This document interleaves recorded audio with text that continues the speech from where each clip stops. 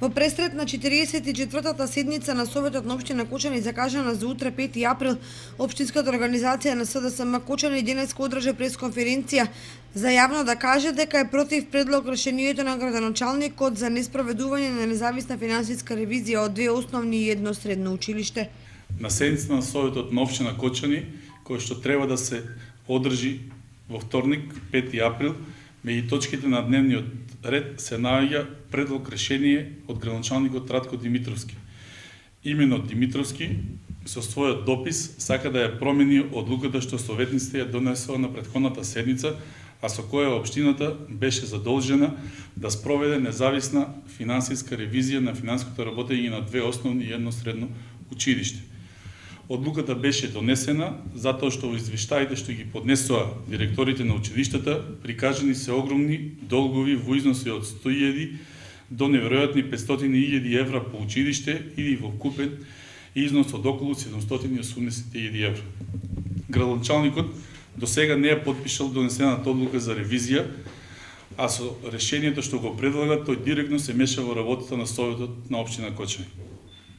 При тоа дава конфузно образложение дека одлуката била спротивна на законите без да наведе во што се состои незаконитоста.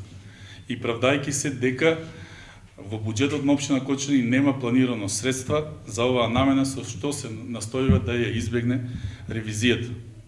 Го повикуваме градоначалникот Димитровски да им одговори на граѓаните на општина Кочани. Кои се вистинските мотиви и причини за спречување на ревизијата? Дали свесно се обидува да се прикрие незаконито и криминално работење на раководните структури во овие училишта кои се именувани од негова страна? Во СДСМ се децидни дека ќе гласаат против предлог решението на градоначалникот, зашто ги повикуваат и советниците од другите политички групации. Советниците од СДСМ ќе останат на своите ставови од претходната седница и ќе гласаат против предлог решението на градоначалникот Димитровски.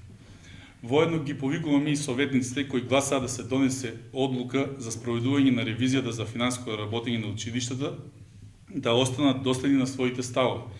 Повикот го упатуваме и до советниците од останатите политички партии кои треба да гласат не за нечии личен интерес, туку за заштита на интересите на граѓаните на општина Кочани.